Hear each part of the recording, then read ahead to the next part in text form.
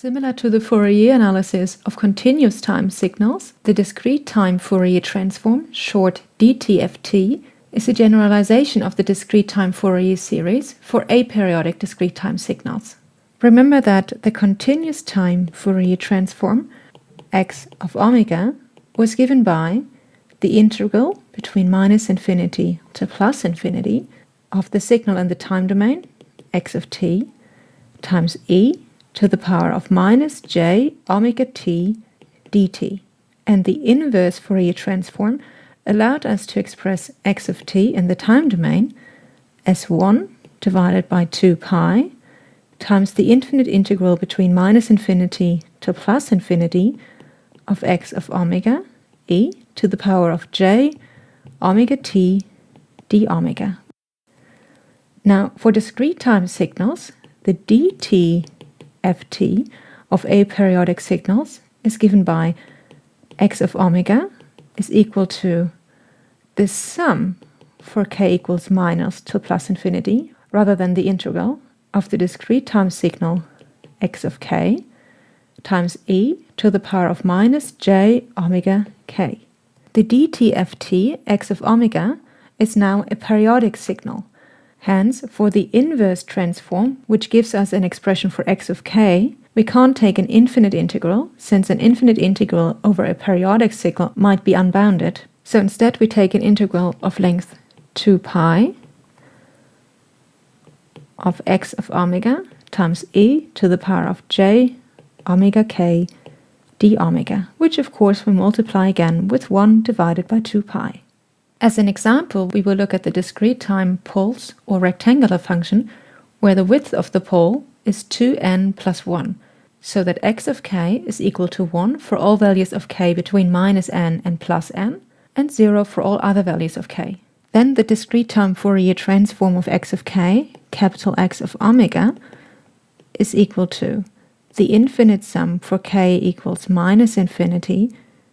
to plus infinity of x of k times e to the power of minus j omega k. And since the signal x of k is equal to 1 for k equals minus n to n and 0 otherwise, this simplifies the sum to a sum for k equals minus n till plus n of 1 times e to the power of minus j omega k. Using the same trick as we used for the discrete time Fourier series, this is equal to e to the power of j omega capital N times the sum for k equals 0 to 2n of e to the power of minus j omega k. And by the geometric progression, this is equal to e to the power of j omega n times 1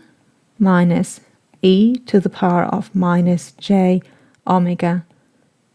2n plus 1 divided by 1 minus e to the power of minus j omega equals e to the power of j omega capital N times e to the power of minus j omega 2n plus 1 half divided by e to the power of